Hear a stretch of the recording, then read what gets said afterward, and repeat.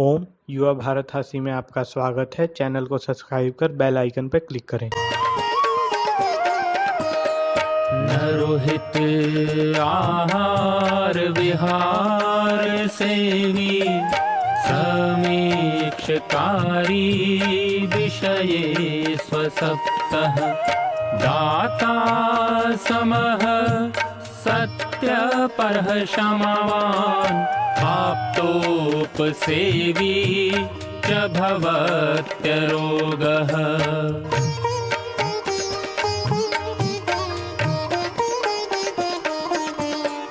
मतिर्वचः कर्म सुखानुबन्धी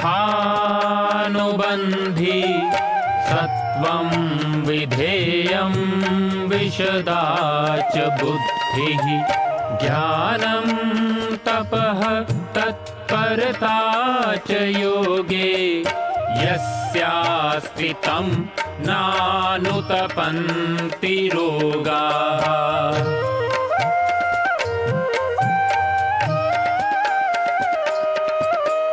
योगेन चित्तस्य पदेन वाचां मलं शरीरस्य च वैदिकेन योपाकरोतं प्रवरं मुनीनां पतञ्जलिं प्राञ्जलिरानतोऽस्मि पतञ्जलिं प्राञ्जलिरानतोऽस्मि पतञ्जलिं प्राञ्जलिरानतोऽस्मि।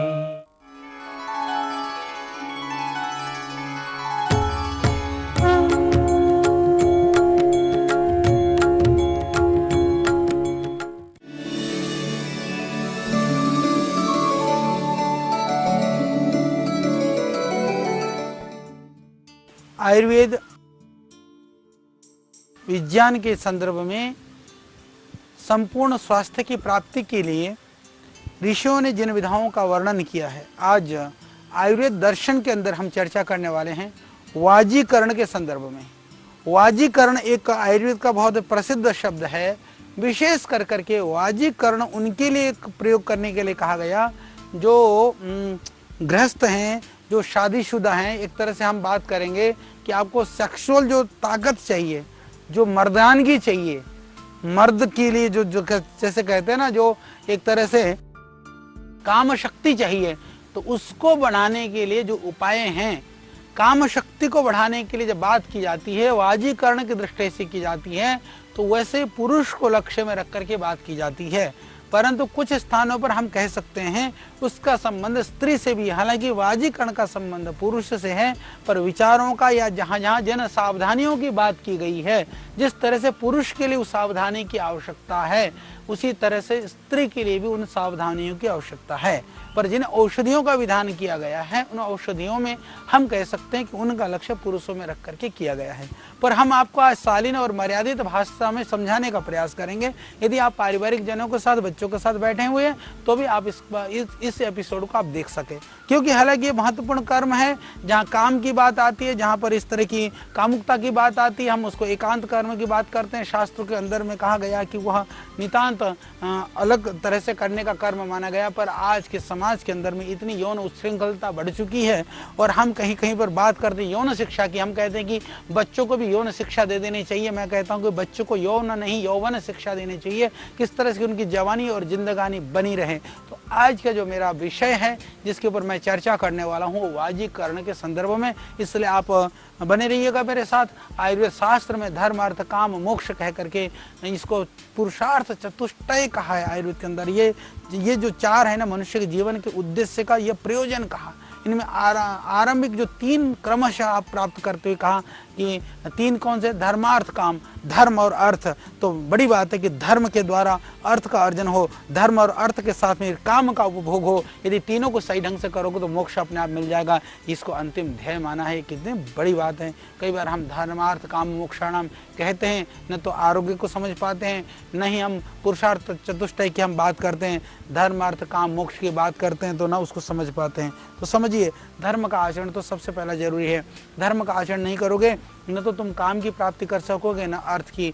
मोक्ष पाने की तो बहुत दूर की बात है। तो धर्म के आचरण के साथ में पुरुषार्थ करोगे तो अर्थ की प्राप्ति हो जाएगी, और अर्थ की प्राप्ति होगी तो, परंतु यदि आपने जो है धर्म और अर्थ की प्राप्ति करी तो फिर अब दो चीज़ें हैं जो आध्यात्म में साधना में होते हैं उनके लिए काम की नहीं, फिर मोक्ष की प्राप्ति होती है यदि आप गृहस्थ में ही हैं। यानी कि धर्म सबके लिए कंपलसरी है, अर्थ भी सबके लिए जरूरी है जीवन निर्वहन के लिए। अर्थ चाहे अपने लिए आप पैदा करो, चाहे अपने पैदा करके दूसरों के लिए करो, परंतु यदि आप प्रेम मार्ग के पथिक हैं, यदि आप गारस्थ में हैं तो आपके लिए काम बहुत महत्वपूर्ण है।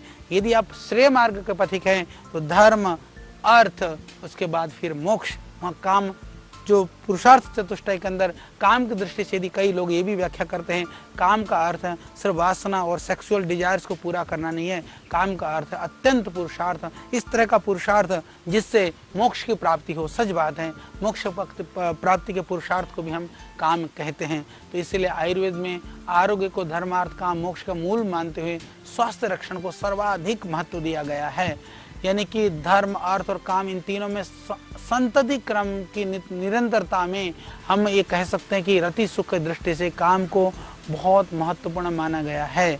और यदि सारा संसार, फ्राइड जैसा दार्शनिक ने तो कहा कि ये सारी दुनिया ही काम के वशीभूत है, कि शास्त्रों में भी अनेक जगह पर भर्तृहरि को भी जब उन्होंने नीति शतक लिखा तो उसके बाद में उनको श्रृंगार शतक लिखना पड़ा।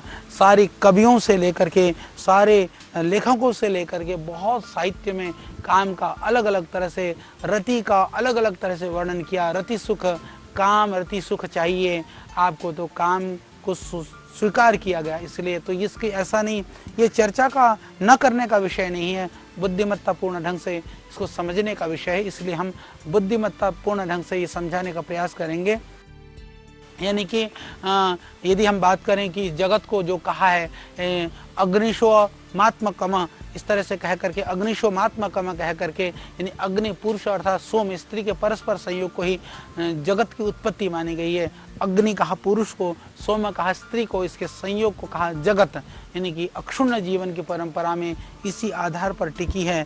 यदि मान लीजिए कि जो सृष्टि की रचना हुई, हम कहते हैं वो अमैथुनी सृष्टि थी, उस समय पर स्त्री पुरुष के बिना संसर्ग के ये दुनिया बनी थी, उसको हम परमात्मा के द्वारा रचित सृष्टि मानते हैं। उसके बाद में भगवान ने स्त्री और पुरुष की रचना करी, जिससे कि वह मैथुनी सृष्टि का यह क्रम चलता रहा। यदि स्त्री और पुरुष का संपर्क न हो तो आप मानिए कि किसी व्यक्ति की यदि आयु 100 साल यदि है तो 100 साल की आयु में तो ये समझ लीजिए कि आज यदि कोई बच्चा पैदा हुआ है तो 100 साल तक यदि स्त्री संपर्क न हो, यदि वो काम क्रिया से वंचित हो जाएं तो समझ लेना कि ये सृष्टि खत्म हो जाएगी। सारे पशु पक्षी कीट पतंग ये भी, क्योंकि मैथुनी सृष्टि के अंदर में वो इसी तरह से इनका क्रम बढ़ता और आगे बढ़ता रहता है। इसीलिए इस क्रम को बनाने के लिए भी, इस सृष्टि प्रक्रिया को चलाने के लिए भी परमात्मा ने स्त्री का आकर्षण पुरुष के प्रति, पुरुष का आकर्षण स्त्री के प्रति जोड़ा है। इसी को एक तरह से हम काम कहते हैं। उस काम को ठीक रखने के लिए, जो स्वरूप को ठीक रखने के लिए ही आयुर्वेद के अंदर जो ये विधा है, इसको वाजीकरण तंत्र के रूप में वर्णन किया गया है। तो यानी कि जो आयुर्वेद के अंदर जो 8 तंत्र कहे हैं हम लोगों ने, जो अष्टांग आयुर्वेद की बात की, चर्चा की, जरूर आपने उसको उस प्रकरण को सुना होगा। तो उसके अंदर वाजीकरण भी एक बहुत ही महत्वपूर्ण उसमें से एक विधा है। तो आचार्य ने जो है इसको वाजीकरण जो तंत्र है, इसका प्रयोजन या इसकी व्याख्या करते हुए, इसकी महत्ता को बताते हुए कहा कि वाजीकरण का सबसे पहला प्रयोजन है उत्तम गुणवान संतान की उत्पत्ति। ये बड़ी बात है, इसको आप समझिए कि ये जो स्त्री पुरुष का जो संबंध है, सहवास है, वह मुख्य प्रयोजन है संतति की प्राप्ति के लिए। यानी कि हम यदि शादीशुदा नहीं हैं तो मैथुन आदि के प्रति आसक्ति, अभिरुचि, यह निषेध किया गया है। उसके हम आगे चर्चा करेंगे। कई बार हमने ऐसा देखा कि किसी की डिजायर ज़्यादा होती है, किसी की डिजायर कम होती है, तो डिसबैलेंस हो जाता है गृहस्थ। इसलिए बैलेंस करें, न अति न न्यून, यानी मध्यम स्थिति पर आप इस मैथुन शक्ति को बढ़ा करके, व्यवस्थित रख करके, कंट्रोल के साथ में अपने गृहस्थ को आप आनंदमय बना सकते हैं। तो मैथुन जरूरी है, गृहस्थ के लिए तो उत्तम मैथुन शक्ति की प्राप्ति के लिए वाजीकरण आदि औषधियों का आयुर्वेद में विधान किया है। तीसरा कहा संतान की उत्पत्ति, उत्तम मैथुन शक्ति। तीसरा कहा कि वीर्य दोषों का निवारण करना, कि यदि वीर्य में दोष है न तो संतान की उत्पत्ति होगी और उत्तम किसी तरह से शक्ति तो बहुत दूर की बात है, उत्तम मैथुन शक्ति तो मिलेगी नहीं, संतति भी होगा नहीं। कहा कि वीर्य दोषों का निवारण करने से ही उत्तम बल वर्ण की वृद्धि होगी, फिर उससे संतति की प्राप्ति भी होगी। और कहा कि इसके लिए क्या करें, चौथे में कहते हैं धर्म अर्थ पूर्वक काम की तृप्ति, यानी कि धर्म अर्थ पूर्वक जब काम की तृप्ति करेंगे तो प्रीति की वृद्धि होगी। ये बड़ी बात है कि यानी कि यदि आप प्रीतिपूर्वक, यानी कि जो आप प्रसन्न नहीं है, जिनके साथ आपका गारस्थ संबंध है, यदि खुश नहीं है तो धर्म अर्थ की प्राप्ति तो बहुत दूर की बात है, प्रीति भी न मिलेगी। तो एक तरह से जो इस तरह के क्रूरतापूर्ण जो सेक्सुअल जो संबंध हैं या जो हिंसा है, वो तो फिर वो क्रूरतापूर्ण, वो अधम पशु या उसको बलात्कार की श्रेणी में माना जाता है। इसलिए प्रीतिपूर्वक धर्म अर्थपूर्वक आपने काम की तृप्ति भी करें, प्रीति की वृद्धि हो, तो वास्तव में वह उसको वाजीकरण का प्रयोजन माना गया है। तो वाजीकरण के प्रयोजन को गिनाते हुए वाजीकरण का मुख्य प्रयोजन है काम शक्ति को बढ़ाना, सेक्सुअल पावर को बढ़ाना, पर उसको कैसे कैसे बढ़ाना है, बढ़ाने से क्या करना है, इसकी आज हम चर्चा कर रहे हैं। पांचवा कहा कि ऋषियों ने फिर धर्म अर्थपूर्वक प्रीति को बढ़ाना कहा, फिर उसके बाद मानसिक तनाव को, क्लेश को, संताप को मुक्त होकर के चिरकालीन यौवन को प्राप्त करना। आजकल के छोरे, मैं एक दो कई उदाहरण देना चाहता हूँ, क्षमा करिएगा, सबके लिए बात नहीं है। हमारे एक लड़का था, वो बहुत उसको था कि उसकी शादी हो जाए। वो हमारे यहाँ कार्य करता था, मिट्टी डालने का काम करता था, हमारे यहाँ कंस्ट्रक्शन का काम चल रहा था। मिट्टी डालते डालते पता चला कि उसकी शादी हो गई तो वो काम ही छोड़ करके भाई गायब हो गया। तो उसके कुछ पैसे हमने देने थे, यानी कि काम उसने ज़्यादा किया हुआ था, कुछ पैसे हमारे देने बनते थे। हमको उसका घर का पता नहीं था, पर एक दिन मुझको दिखाई दिया, लगभग जब हम हरिद्वार में कहीं जा रहे थे, 7-8 महीने के बाद में मैंने उसको बुलाया। मैंने देखा उसकी शक्ल काली पड़ी, एकदम ऐसा जैसे कहते हैं ना, जो हृष्ट पुष्ट तगड़ा था, सारी गायब। हमने देखा, मैंने बुला कर मैंने कहा भाई तू कहाँ गायब हो गया था? बोला जी गुरुजी शादी हो गई थी थोड़ा, यानी कि शादी में उसने इतना खो गया कि अपनी सारी बर्बादी कर डाली। तो शादी बर्बादी के लिए नहीं है, शादी प्रीति के लिए, आनंद के लिए। शास्त्र कहता है मानसिक तनाव को दूर करने के लिए, संताप से मुक्त होने के लिए। समझ लो तुम्हारा ब्याह, तुम्हारी शादी तुमको मानसिक तनाव देता है, क्लेश और संताप को बढ़ाता है, तो समझ लेना कि शादी नहीं, कहीं गड़बड़ी है। उस गड़बड़ी को ठीक करना है। सिर्फ कामुकता के पीछे पागल होकर के जानवर की तरह से नहीं जीना है। इस कामुकता के पीछे छोड़ी हुई चीज को, इसीलिए शास्त्रों में बहुत समझाया गया है। काम की आवश्यकता तो है, काम के लाभ को पाने के लिए भी हमको ज्ञानवान बनना जरूरी है। नहीं तो पशु तो फिर भी ऋतु के अनुसार संभोग करता है, ऋतु के अनुसार जो है वह संसर्ग करता है। मानव का तो ना ऋतु है, ना बार है, ना तिथि है। कई सारे अधम तो ऐसे भी हैं कि वो जब मासिक का जो धर्म होता है, उस समय पर हमने सोचा कि यौन क्रीड़ाओं में लिप्त रहते हैं, जहाँ जाकर के नाना विध तरह की बीमारियां और विकार प्राप्त हो जाता है। तो मेरे भाई थोड़ा सा संयम रखिए, थोड़ा सा सावधानी रखिए, तो क्या होगा, फिर हमारे आयुर्वेद का शास्त्र कहता है कि आपको मानसिक तनाव से मुक्ति मिलेगी।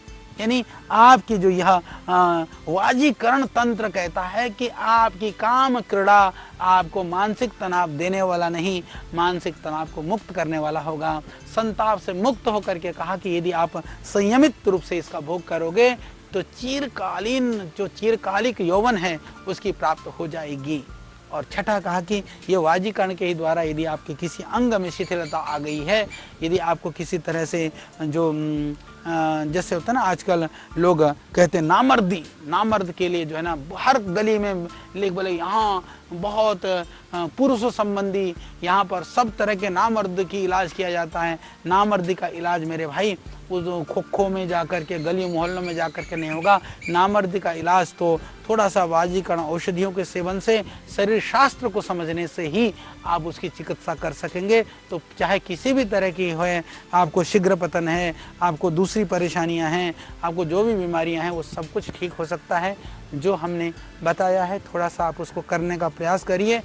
यौन सुख है, जो आपका गारहस्थ सुख है, आपको पूरा मिलेगा। तो क्योंकि वर्तमान युग में हम जानते हैं कि हमारा जो रहन सहन है, खान पान है, वो इतना बदल गया है, मानवीय मूल्यों के जो इतना ह्रास हो चुका है। कहीं स्त्री कहीं काम में व्यस्त है, पुरुष कहीं लगा हुआ है, कहीं तनाव है, अलग अलग तरह के संघर्ष है। तो इसमें इन संघर्षों के बीच में भी यदि हम थोड़ा सा समझ लें तो ये आयुर्वेद की जो चिकित्सा है ना, वो हमारे लिए वरदान साबित हो सकता है, ये बहुत उपयोगी सिद्ध हो सकता है। तो इसीलिए मैं कहूँ कि आज वैज्ञानिक पैरामीटर्स के अंदर भी इसकी बहुत ज़्यादा आवश्यकता है। तो वाजीकरण क्या है, थोड़ी सी हम चर्चा करें तो अष्टांग हृदय के अंदर कहा तद वाजीकरणम तद्धि देहस्योर्जस्करम परम, यानी कि वह वाजीकरण है जो औषध आहार विहार से पुरुष में वाजी का अर्थ है कि वाजीकरण का अर्थ वो उदाहरण दिया जाता है अश्व वाजी का मतलब होता है अश्व, यानी कि घोड़े की तरह से। घोड़ा सच में बहुत मैथुन कर्म में प्रवृत्त होता है, तो उसको उदाहरण किया जाता है। और आयुर्वेद में एक औषधि है, आपको पता है, उसका नाम है अश्वगंधा। इसीलिए भी वो अश्व की तरह से शक्तिशाली होने की वजह से, अश्व की तरह से उसमें स्मेल आने की वजह से भी है। तो अश्वगंधा कैप्सूल खा करके भी आपको ताकत मिल सकती है। अश्वशिला तो हमारी एक अद्भुत औषधि है ही है। तो मैं बात कर रहा था अभी कि वाज शब्द का अर्थ बल भी है। वाजी का अर्थ घोड़ा है, तो वाज का अर्थ बल भी है। जिस उपाय से वाज बल की वृद्धि हो, यानी कि वाजी का अर्थ मतलब घोड़े की तरह शक्ति मिले या बल की वृद्धि हो, आप किसी भी तरह से इसको समझ सकते हैं। जो शुक्र की पुष्टि करे, यानी कि जो प्रजनन शक्ति को बढ़ा दें, उसको वाजीकरण कहते हैं। तो आपने वाजीकरण को समझा और किस तरह से वाजीकरण के लिए ध्यान रखना चाहिए, आपने इनको जाना। तो मैं और थोड़ी सी बात बताना चाहता हूँ कि जो औषधि है, आहार विहार है, उसको सही ढंग से सेवन करने पर शरीर में बल, वर्ण, ओज, इस तरह से जो वृद्धि हो जाए, और वृद्धि कर करके क्या करें, वो रति शक्ति को प्रदान करें, तो जिससे मनुष्य क्या है, गुणवान अच्छे संतति को प्राप्त कर सकें। इस प्रयोजन के लिए जो चिकित्सा की जाती है, वास्तव में उसको वाजीकरण कहते हैं। तो वैसे देखा जाए तो जिसमें कहा वाजीकरण पुरुषों को ज़्यादा केंद्र में रखा गया है, पर जो सावधानियां हैं, संयम की जो बातें की गई है, या जो सेक्सुअल टाइम की जो बातें की गई है, या स्त्री पुरुष के संबंधों की बातें की गई है, वो सेम स्त्रियों के लिए भी वही नियम लागू होते हैं जो पुरुषों के लिए हैं। उनके लिए कोई अलग से नियम नहीं है। तो इसीलिए कहा वाजीकरण चिकित्सा में औषधि, आहार विहार, इन तीनों का ग्रहण किया गया है। यानी चिकित्सा भी है, आहार भी है, विहार भी है। यानी कैसे दवाई खानी है, कैसे हमको आहार लेना है, किस तरह का व्यवहार करना है, ये ध्यान रख लीजिएगा। इसके लिए कहा जो औषधि द्रव्यों को, इसका 3 भाग कहा है आयुर्वेद के अनुसार में। पहला जो वाजीकरण के लिए कहा शुक्र जनन। शुक्र जनन का अर्थ होता है जो शुक्र की उत्पत्ति को बढ़ाने वाले द्रव्यों का जो है द्रव्यों का सेवन करना। ये स्वाभाविक प्रवृत्ति पर जो है कोई नुकसान नहीं डालते हैं। यानी कि कई बार क्या होता है कि लोग सेक्सुअल टॉनिक तो खाते हैं, शुक्र की वृद्धि नहीं कर करके वो एक क्षणिकता से उत्तेजना की वृद्धि की बात करते हैं। आयुर्वेद ध्यान रख लेना, शुक्र वृद्धि पहला जो है वो कहता है कि शुक्र को वृद्धि करना है। वो कहीं पर भी उत्तेजना की वृद्धि की बात आयुर्वेद करता ही नहीं है। मॉडर्न मेडिकल साइंस में हमने देखा कि हमने पीछे सुना कि बोले वियग्रा खा करके आदमी मर गए, वियग्रा खा करके ऐसे कामुकता में, वो पशुपन का काम है। पशुता में सुख नहीं है, सुख है उसकी अनुभूति में। आप संसर्ग का समय भी कितने देर स्त्री के साथ संबंध होता है, कितना कालखंड लगता है, आयुर्वेद में, शास्त्रों में बहुत वर्णन किया गया है। इतना समझिए, मैं इतना ही आपको समझाना चाहता हूँ कि सब जगह पर वाजीकरण का अर्थ शुक्र की वृद्धि के लिए, शुक्र की वृद्धि के द्वारा काम सुख की प्राप्ति की बात की गई है। इसी तरह से शुक्र जनन आहार की, शुक्र की वृद्धि करने वाले द्रव्य हैं, शुक्र के जनन देने वाले जो आहार हैं, घी है, दूध है, बादाम है, इनका सेवन करिए, ये टॉनिक का काम करेंगे। इसी तरह से शुक्र जनन विहार यानी प्रसन्नता, निद्रा, इससे जो है ना शुक्र जनन वाली ये क्रियाएं हैं। तो शुक्र जनन जो औषधि हैं, औषधियों की यदि मैं बात करूं तो शुक्र के बढ़ाने के लिए बला है, शतावरी है, मुसली है, अश्वगंधा है, और जो जीवनी गणों के अंदर जो आयुर्वेद के अंदर बहुत सारे द्रव्यों का जो उल्लेख किया गया है उसका सेवन करिए। तो बादाम खाइए, ये शुक्र के जो है ये वृद्धि करने वाले हैं। तो कहा कि कुछ ऐसे हैं शुक्र प्रवर्तक है, शुक्र प्रवर्तक द्रव्य, वो कहा कि शुक्र उत्पत्ति पे तो प्रभाव नहीं डालते हैं, परंतु वो क्या करते हैं, शुक्र प्रवृत्ति को बढ़ाते हैं। तो उसको उनको जो है ना, जो शुक्र की प्रवृत्ति को बढ़ाने वाले द्रव्य हैं, यानी कि वो प्रहर्षण उत्तेजना पैदा करने वाले द्रव्य हैं, तो उत्तेजना पैदा करने वाले द्रव्यों की जो गिनती करते हुए जो ऋषि कहते हैं कि वो कैसे होते हैं, जो व्यवाही होते हैं, निकासी उष्ण होते हैं, सर प्रदान विशेष रूप से होते हैं, उनका दीर्घ काल तक सेवन नहीं करना चाहिए। यानी कि उत्तेजना को देने वाली चीजें गिनाई गई है, आयुर्वेद में गिनाया है। गिनाने के बाद में ऋषि कहते हैं कि जो उत्तेजना को देने वाला काम ज्यादा मत करियो, शुक्र को बढ़ाने वाला काम हमेशा कर सकते हैं, पर उत्तेजना यदि नहीं हो रही है, थोड़ा उत्तेजना भी चाहिए, तो उत्तेजना ही नहीं होगा तो गृहस्थ में कैसे प्रवृत्त हो गए। यदि शुक्र ही नहीं होगा तो उत्तेजना कहाँ से आएगा। यदि शुक्र के साथ में उत्तेजना के लिए कहा कि उत्तेजना को देने वाले आहारों में उड़द, दूध, इनको बहुत महत्वपूर्ण माना गया है। हालांकि उड़द उत्तेजना के साथ में, शुक्र प्रवर्तक के साथ साथ में यह शुक्र की वृद्धि भी करता है। गरिष्ठ होने की वजह से शुक्र इतने ही उसको उत्तेजना की, यानी कि बैलेंस करना है कि आपको कितनी उत्तेजना होती है, कितना आप अपने आप को शुक्र से परिपूर्ण मानते हैं, अपने आप विचार पूर्वक उसको बैलेंस कर सकते हैं। ये गृहस्थों के लिए मेरा निवेदन है, जो शादीशुदा हैं, जो गृहस्थ आश्रम में, मैं आज उनके लिए बात कर रहा हूँ। तो दूसरा जो शुक्र प्रवर्तक जो विहार के अंदर माना गया है, स्त्री स्मरण, यानी कि आप अपनी पत्नी की सुंदरता, उसकी मुखौटे का, उसके हाव भाव का, उसका चिंतन करेंगे। चिंतन के लिए क्रीड़ा, ये अष्टविध मैथुन माने गए हैं, इनको करने से भी उत्तेजना होती है। तो ध्यान रख लेना, उत्तेजना याद करने से होती है, और फालतू याद कराना, तो जब फालतू उत्तेजना हो तो नाश भी होगा। यानी कि हमको सिर्फ बैलेंसिंग के लिए है ये शुक्र प्रवर्तक का, मतलब जितना जरूरी है। पर हाँ, ये उपाय बताए गए, ये मतलब ये नहीं कहा कि आप पागल हो जाओ, दीवाने हो जाओ। हमने तो ऐसे देखे जो स्त्रियों के चिंतन में ऐसे पागल हो जाते हैं कि सारी दुनिया को भूल करके फिर जैसे फिर ऐसी स्थिति आ जाती है कि स्त्री पुरुष के चिंतन में, पुरुष स्त्री के चिंतन में ऐसे पागल हो जाते हैं उन उत्तेजनाओं में कि मैं तेरे बिना नहीं रह सकती, मैं तो तुम्हारे बिना कैसे जीऊंगा। सत्यानाश हो जाता है परिवार का, समाज का। वो जा करके कहीं जा करके आत्महत्या करके भी मर जाते हैं। तो इसी तरह से शुक्र प्रवर्तक के रूप में अकरकरा, कोंच बीज, इनको भी माना गया है। ये भी उत्तेजना को तो बढ़ाते हैं, परंतु उत्तेजना ज्यादा ना बढ़े तो एक हिसाब से ही आपको उनको लेना चाहिए। शुक्र जनन में प्रवर्तक द्रव्यों में शुक्र की उत्पत्ति बढ़ाने के साथ में प्रवृत्ति को बढ़ाते हैं, यानी उत्तेजना को बढ़ाते हैं। तो इसलिए ध्यान रख लेना कि उत्तेजक गुण विद्यमान होने की वजह से ये उष्णवीर्य होते हैं, तो इसीलिए इनको इसके अंदर जो है ना विकासी गुण के साथ में व्यवाही होते हैं, ये चीज को निकालने वाले होते हैं। इसलिए जो शुक्र जनन प्रवर्तक जो आहार है उनको, जैसे शुक्र जनन आहार को, प्रवर्तक आहार को, जैसे औषधियों के द्वारा निर्मित क्षीर है, यानी कि जो खीर है, अश्वगंधा है, क्षीरपाक है, चावल है, दूध है, इन द्रव्यों का सेवन के लिए कहा है। शुक्र जनन प्रवर्तक विहार के अंदर चांदनी रात है, यानी ये आहार तो वह है, विहार मतलब उसको बढ़ाने वाले में जो शुक्र जनन में, और इसमें चांदनी रात है, नदी का तट है, रमणीय जो जगह है, सुगंधित फूल है, घाटियां है, मनोहर गीत है। तो जितने भी कामुकता की बात की जाती है, जब भी सेक्सुअल इस तरह की बातें की जाती हैं, तो आपने देखा होगा कि ओहो चांदनी की रात और ये नदी का घाट, और आप तो जानते हैं दुनिया जहाँ के, चाहे वो गीत हो, गायन हो, बातें हो, ये सब क्या है, इनको बार बार क्यों लोग श्रवण करते हैं, सुनते रहते हैं, बोलते रहते हैं, गाते रहते हैं, गुनगुनाते रहते हैं। सीधे तौर पर यदि एक शब्द में यदि मेरे आप जानते हैं तो यह वाजीकरण चिकित्सा का पार्ट है, पर वाजीकरण इतना नहीं करना है कि बाकी सारे धंधे खत्म हो जाएं। तो इसीलिए यह बहुत ज़रूरी है कि एक लिमिट में होना चाहिए, एक सीमा में होनी चाहिए, इस सीमा में रह करके ही। तो इसीलिए जितने भी जो अश्लील साहित्य हैं, अश्लील दृश्य हैं, अश्लील पिक्चर हैं,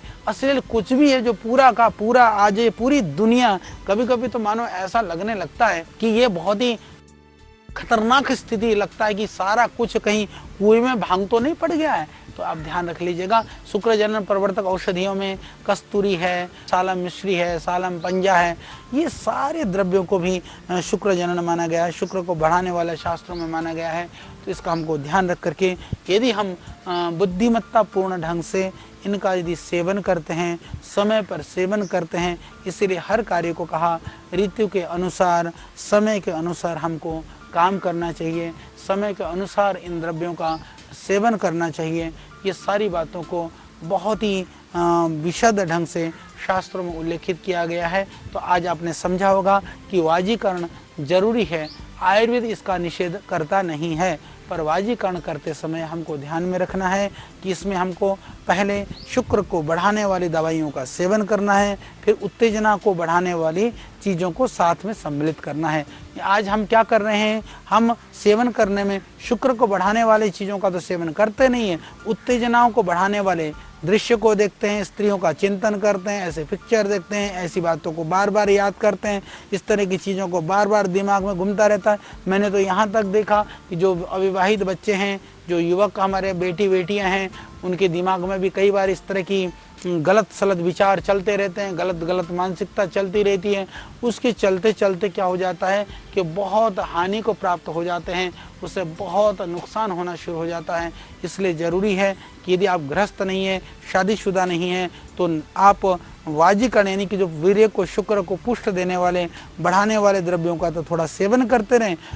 बढ़ते हुए आयु में शुक्र की वृद्धि जरूरी है, वाजीकारक औषध द्रव्यों का सेवन तो जरूरी है, पर जो शुक्र प्रवर्तक हैं, जो उत्तेजनाओं को देने वाले विचारों से भी बचें, द्रव्यों से भी बचें, औषधि से भी बचें, ये बहुत ज़्यादा ज़रूरी है। तो ये मैंने सामान्य रूप से आपको ये बताया कि यह वाजीकरण क्यों ज़रूरी है, किन को करना चाहिए, किन को नहीं करना चाहिए। इसके आगे हम आपको बताएंगे कि वाजीकरण औषधियों का सेवन या वाजीकरण इन प्रवर्तक उपायों का सेवन किन को नहीं करना चाहिए, यह भी हम आपको बताएंगे। ये वाजीकरण कई बार सिर्फ अविवाहितों को तो करना ही नहीं चाहिए, ये प्रवर्तक उपाय उनको निषेध है। किन किन को निषेध हम विशेष चर्चा करेंगे।